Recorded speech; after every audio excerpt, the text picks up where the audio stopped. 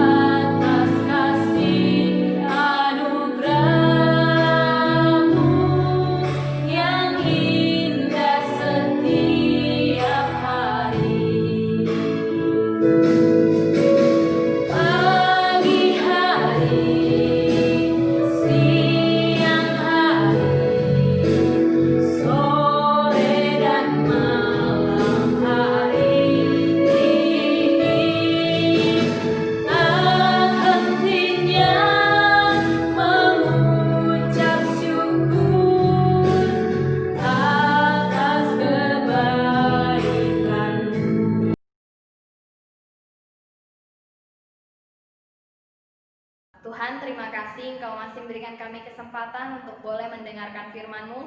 Di dalam keterbatasan kami, kiranya Engkau memakai kami untuk boleh menjadi pelaku firman di dalam kehidupan kami hari lepas hari. Tuhan yang pimpin, dan di dalam nama-Mu kami berdoa dan bersyukur. Amin. Nah teman-teman, hari ini tema kita adalah mengikuti aturan. Diambil dari Daniel pasal 1 ayat 6-10. Saya akan membacakannya untuk kita semua. Daniel pasal 1 ayat 6-10. Perhatikan baik-baik, berbunyi demikian.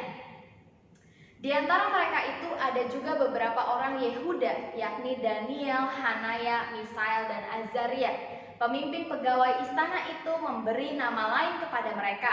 Daniel dinamainya Belsazar, Hanaya dinamainya Sadrak, Misael dinamainya Mesak, dan Azaria dinamainya Abednego. Daniel berketetapan untuk tidak menajiskan dirinya dengan santapan raja dan dengan anggur yang biasa diminum raja. Dimintanyalah kepada pemimpin pegawai istana itu supaya ia tidak usah menajiskan dirinya. Maka Allah mengaruniakan kepada Daniel kasih dan sayang dari pemimpin istana itu. Tetapi berkatalah pemimpin pegawai istana itu kepada Daniel, "Aku takut kalau tuanku raja yang telah menetapkan makanan dan minumanmu berpendapat bahwa kamu terlihat kurang sehat daripada orang-orang muda lain yang sebaya dengan kamu, sehingga karena kamu aku dianggap bersalah oleh raja." Nah teman-teman yang terkasih dalam Tuhan, di dunia ini ada begitu banyak peraturan. Bahkan di sekitar kita ada juga banyak peraturan. Di rumah kamu punya aturan sendiri di rumah yang ditetapkan oleh orang tuamu. Misalnya, pulang bermain tidak boleh lewat dari jam 7. Atau misalnya, nonton TV tidak boleh lewat dari 2 jam. Atau lagi, main handphone tidak boleh lebih dari 1 jam. Atau masih ada yang diatur orang tua, main handphone hanya boleh di hari Minggu. Ada begitu banyak peraturan di dekat kita, ya. Di rumah ada peraturan.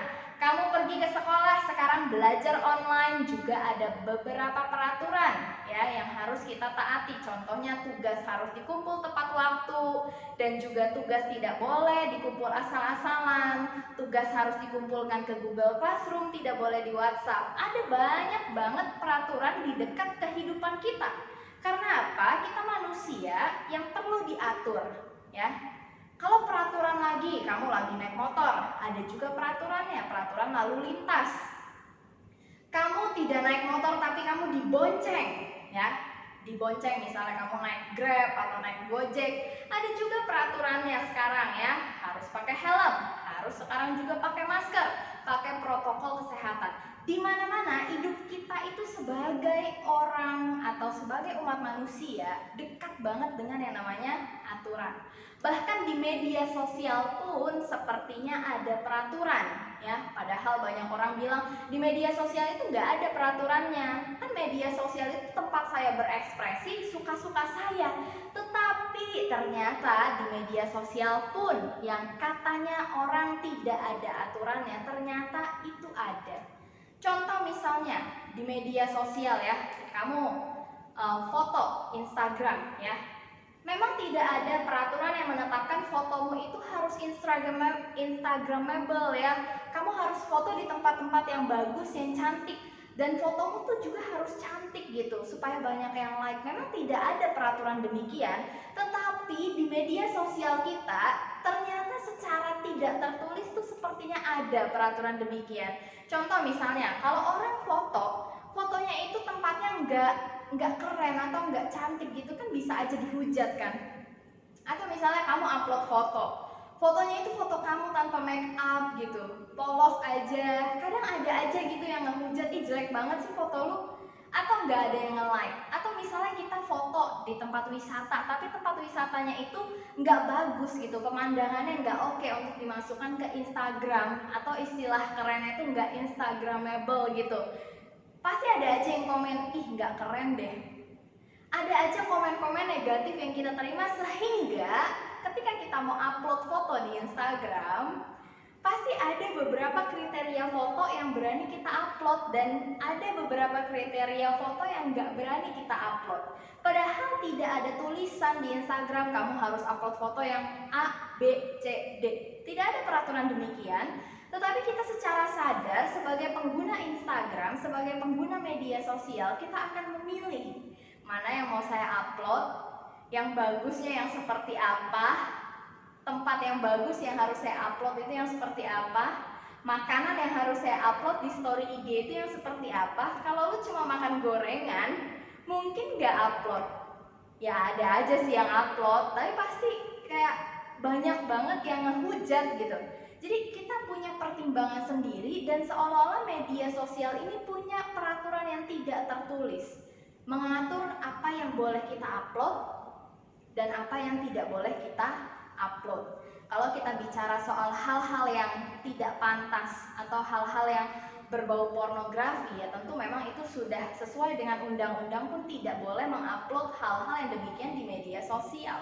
Nah, tetapi yang saya bahas di sini adalah ketika kalian kirim foto, misalnya foto lagi liburan, foto lagi makan, foto lagi nongkrong sama teman, pasti ada beberapa foto yang pengen kalian upload karena kriterianya ini, dan ada beberapa foto yang kalian nilai tidak layak untuk diupload karena nanti kalau diupload pasti bakal begini, ya. Secara nggak langsung di dalam otak kita itu sudah ada peraturannya tersendiri gitu ya. Kalau saya mau upload harus yang bagus biar banyak like-nya. Contohnya satu foto ini yang saya ambil ya dari Google, lihat fotonya tuh keren banget gitu dan tempatnya itu cantik banget dan like-nya itu banyak banget.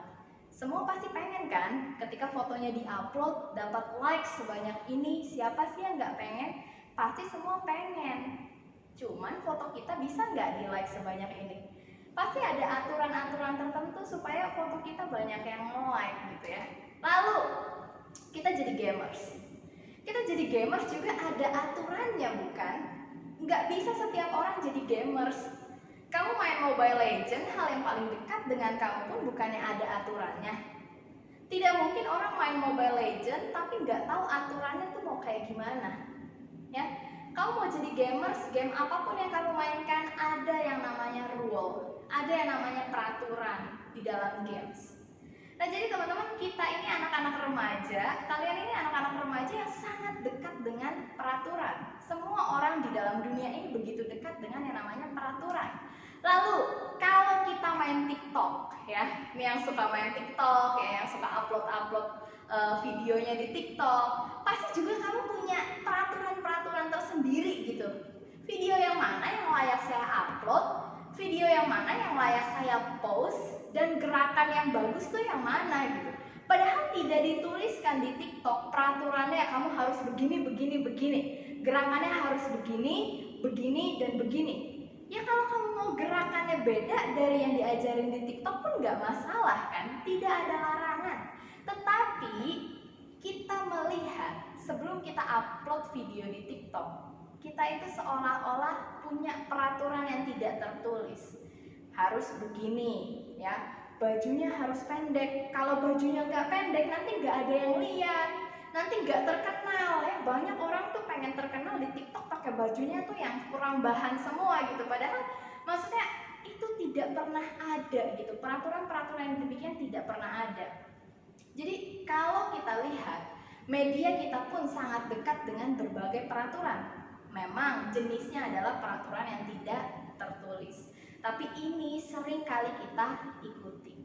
Peraturan di media sosial seolah-olah ada menjadi bingkai pikir kita sebelum kita menggunakan media sosial atau apapun yang kita lakukan di media sosial, seolah-olah diatur oleh berbagai peraturan yang tidak tertulis ini. Nah, ada banyak peraturan, tetapi ada dua jenis, ya. Ada yang tertulis, ada yang tidak tertulis. Kalau tadi saya panjang lebar mengungkit peraturan di media sosial, itu juga sama, ada dua model, ada yang tertulis dan ada yang tidak tertulis, ya. Dan kita semua tahu, kita semua sadar itu. Nah, sekarang yang perlu kita belajar adalah di dalam kehidupan kita memang adalah anak-anak yang aktif di media sosial. tetapi kita juga anak-anak Tuhan. Maka kita perlu tahu peraturan-peraturan yang harus diikuti supaya ketika kita menggunakan media sosial kita itu tidak menjadi batu sandungan untuk orang lain. Tidak boleh seperti itu. Di media sosial jadi berkat, maka di pelayanan pun jadi berkat. Jangan hanya di gereja jadi berkat, tapi di media sosial tidak menjadi berkat. Ya, perhatikan baik-baik, di dalam hidup kita sebagai remaja yang percaya, sebagai remaja Kristen, ada dua peraturan di dalam hidup kita, human rules dan God rules. Sayangnya, human rules dan God rules seringkali berada di dalam pertentangan. Contoh misalnya gini, di dalam human rules, yang kuat akan selalu menang, maka tidak boleh jadi orang yang suka mengalah. Ini human rules. Kamu pun sering diajarin kan, kamu gak boleh ya ngalah-ngalah sama orang ya, nanti kamu dibodoh-bodohi. Jangan ya kamu ngalah terus ya, nanti kamu dibodoh-bodohi sama orang. Nah, tetapi di dalam God rules, kita diharuskan tidak menjadi orang yang bodoh, tetapi jadi orang yang bijaksana. Ada waktunya kita harus mengalah bila kita mau melakukan firman Tuhan. Misalnya kita sedang bertengkar, ada waktunya di mana kita mengalah. Karena apa? Firman Tuhan tidak mengajarkan kita untuk selalu menang di dalam perselisihan. Kalau kita butuh mengalah, maka mengalahlah. Inilah God rules. Kasihilah sesamamu termasuk musuhmu, itulah God rules. Tapi kalau dunia ini, kasihilah orang yang baik sama kamu. Makanya sering kan banyak yang update status itu bunyinya gini, sikap saya itu tergantung dari bagaimana kamu memperlakukan saya. Ini human rules. Tetapi kalau God rules, itu bunyinya beda. Kamu harus mengasihi orang yang bahkan telah menyakiti kamu. Beda kan? Mau orang itu jahat sama kamu atau baik sama kamu, kamu anak Tuhan harus mengasihi dia. Ini God rules. Tapi kalau human rules, lo baik sama gue baik sama lo.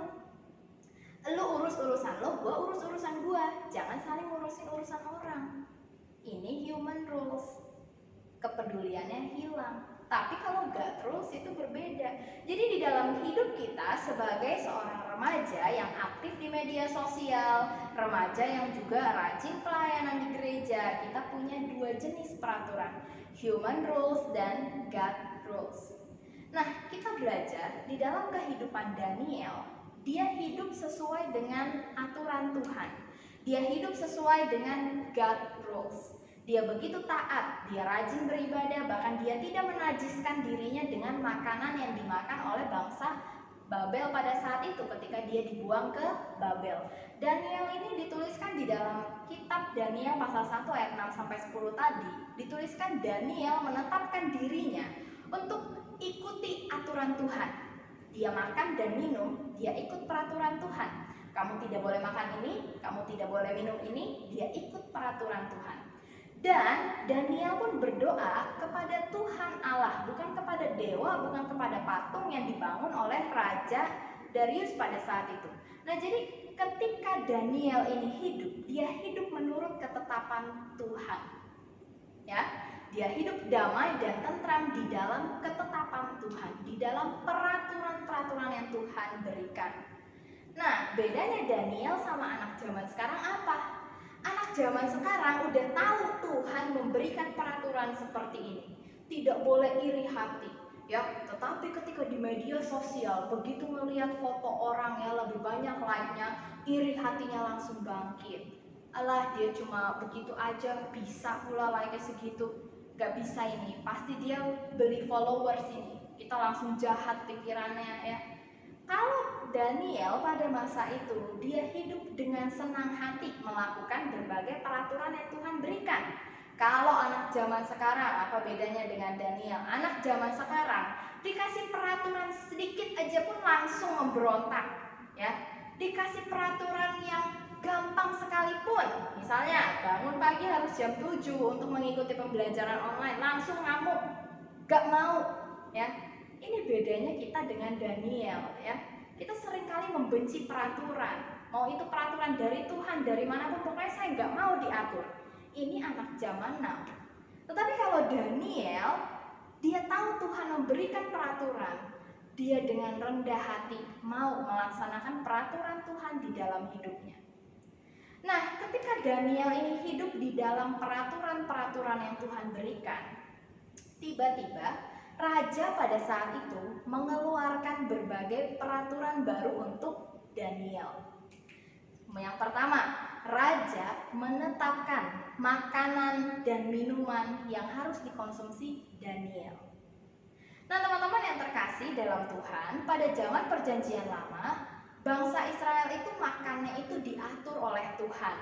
Ada makanan yang boleh dan ada makanan yang tidak boleh. Di Babel, ada makanan yang dimakan oleh orang Babel tetapi tidak boleh dimakan oleh orang Israel, termasuk Daniel. Nah, ketika raja menetapkan kepada Daniel, kamu harus makan semua makanan yang dimakan orang Babel, termasuk mau itu yang halal atau enggak halal, kamu harus makan, Daniel. Nah, raja menetapkan makanan dan minuman yang harus dikonsumsi Daniel.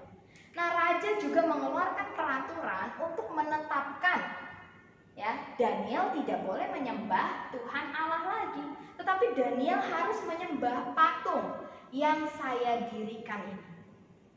Lalu raja juga mengeluarkan peraturan yang terakhir. Siapapun yang tidak menyembah patung akan dihukum mati.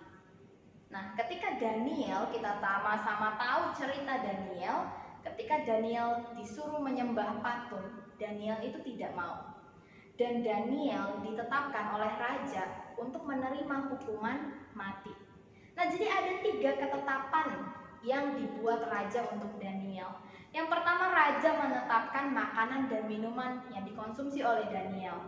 Raja juga menetapkan penyembahan terhadap patung. Dan raja juga menetapkan hukuman mati kepada siapapun yang tidak menyembah patung yang dibuat oleh raja. Ketetapan raja ini berbenturan dengan ketetapan Allah. Allah menetapkan Daniel boleh makan ini, tidak boleh makan itu. Allah menetapkan hanya dia yang boleh disembah, Daniel tidak boleh menyembah patung. Allah juga menetapkan kepada Daniel untuk hanya menyembah kepada satu Tuhan. Daniel tidak boleh menyembah patung. Jadi peraturan yang diberikan oleh raja dengan peraturan yang diberikan oleh Allah itu bertentangan.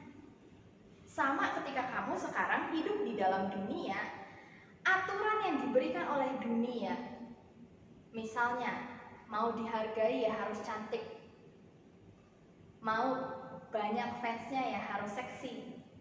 Itu aturan-aturan dunia. Nah, bertentangan dengan aturan Allah. Kamu berharga bukan karena fisikmu cantik atau sempurna, tetapi kamu berharga karena kamu adalah image of God. Ini aturan dari Allah. Nilai keberhargaanmu itu dari Allah harusnya. Ya. Dunia memberikan kita peraturan dan nilai. Allah memberikan juga kepada kita peraturan dan nilai. Mana yang mau kita ikuti? Yang dari dunia ini atau yang dari Tuhan?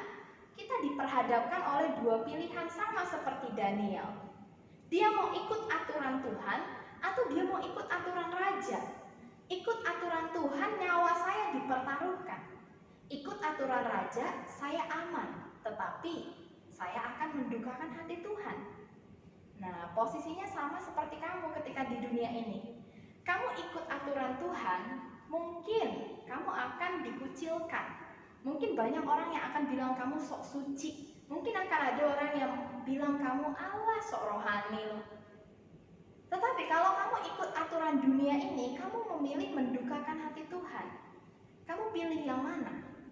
Dari banyaknya aturan, mau pilih aturan Tuhan atau pilih aturan dari dunia ini? Dunia ini menghalalkan segala cara yang penting kamu menang. Gak bedanya kamu menghalalkan segala cara yang penting nilaimu bagus.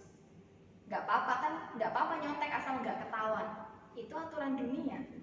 Aturan dari Tuhan apa? Jujur, hidup jujur. Jangan mencuri, termasuk mencuri jawaban teman. Itu aturan dari Tuhan. Berbenturan, mana yang mau kamu pilih? Kamu mau pilih ikut aturan dunia atau ikut aturan Tuhan? Daniel ketika diberikan pilihan dia mau ikut aturan siapa, Daniel mengatakan demikian kepada raja. Ketika Daniel itu tidak mau menyembah patung yang dibangun oleh raja, dan raja bertanya, Daniel, kenapa kamu tidak mau menyembah patung yang saya bangun? Kalau kamu gak sembah patung, kamu mati loh Daniel. Daniel menjawab demikian, jika Allah kami yang kami puja sanggup melepaskan kami, maka ia akan melepaskan kami dari perapian yang menyala-nyala dan dari dalam tanganmu ya Raja. Tetapi seandainya tidak, hendaklah tuanku mengetahui ya Raja, bahwa kami tidak akan memuja dewa tuanku dan tidak akan menyembah patung emas yang tuanku dirikan itu. Teman-teman, ketika Daniel diperhadapkan dengan peraturan raja atau peraturan Tuhan, Daniel dengan tegas memilih, saya mau ikut peraturan Tuhan. Konsekuensinya kalau saya harus dihukum mati pun saya berani. Saya mau ikut aturan Tuhan. Nah, bagaimana dengan kamu sekarang? Saya mau ikut aturan siapa? Saya tahu di dalam dunia ini ada dua aturan, aturan Tuhan dan aturan manusia. Aturan dari dunia ini, baik yang tertulis atau yang tidak tertulis. Saya mau ikut aturan siapa? Anak Tuhan seharusnya berani ikut aturan Tuhan. Caranya gimana supaya kamu berani ikut aturan Tuhan? Tentunya rajin baca firman Tuhan, karena firman Tuhan berisikan berbagai peraturan-peraturan selama kita hidup sebagai anak Tuhan. Dan firman Tuhan juga mempertontonkan kepada kita, memperlihatkan kepada kita aturan dari pemerintah mana yang harus kita ikuti dan mana yang tidak harus diikuti. Firman Tuhan itu memberikan kepada kita kebijaksanaan. Contoh misalnya, kalau di dalam hukum negara Indonesia boleh bercerai, tapi kalau di dalam hukum Alkitab tidak boleh ada perceraian, salah satunya itu. Ya, tahu dari mana di dalam Alkitab tidak boleh bercerai? Tahu dari rajin baca Alkitab. Jadi teman-teman, peraturan Alkitab bukan berarti bermusuhan dengan peraturan yang dikeluarkan oleh negara kita, atau tidak semua peraturan yang ada di sekitar kita itu tidak sesuai dengan firman Tuhan. Ada banyak peraturan di sekitar kita itu yang sesuai dengan firman Tuhan. Maka dari itu kita harus rajin baca firman Tuhan supaya kita tahu mana aturan di sekitar saya yang sesuai dengan firman Tuhan dan mana yang tidak sesuai dengan firman Tuhan. Sehingga yang sesuai firman Tuhan bisa saya ikuti, bisa saya lakukan, dan yang tidak sesuai dengan firman Tuhan itu boleh saya eliminasi, saya tidak lakukan. Seperti Daniel, dia tahu mana aturan yang dari Tuhan, mana yang bukan, mana yang Tuhan mau, mana yang bukan. Maka ketika raja memberikan peraturan yang tidak sesuai firman Tuhan, Daniel mengeliminasi peraturan itu dan dia memantapkan hati ikut peraturan Tuhan. Nah, lalu yang kedua adalah supaya kita berani mengikuti aturan dengan Tuhan. Supaya kita berani mengikuti aturan Tuhan itu adalah bangun relasi dengan Tuhan. Jangan kamu jadi orang Kristen yang tidak punya relasi dengan Tuhan, maka kamu tidak akan pernah berani mengikuti aturan Tuhan. Nah, saya takut nanti kalau saya begini, saya nggak ada temannya. Nanti kalau saya tidak memfitnah, saya tidak bergosip, saya tidak ada temannya. Karena gosip itu membuat saya punya banyak teman, ya. Berbagi contekan itu membuat saya punya banyak teman. Itu peraturan-peraturan yang tidak sesuai dengan firman Tuhan. Bangun relasi dengan Tuhan supaya kamu punya keberanian untuk melakukan peraturan Tuhan di dalam hidupmu. Jadi ada dua ya, cara supaya kita bisa berani melakukan aturan Tuhan. Yang pertama, rajin baca firman Tuhan supaya kita tahu mana aturan di sekitar kita yang sesuai firman Tuhan dan mana yang enggak.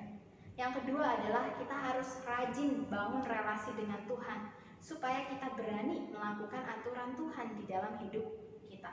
Kita berdoa ya.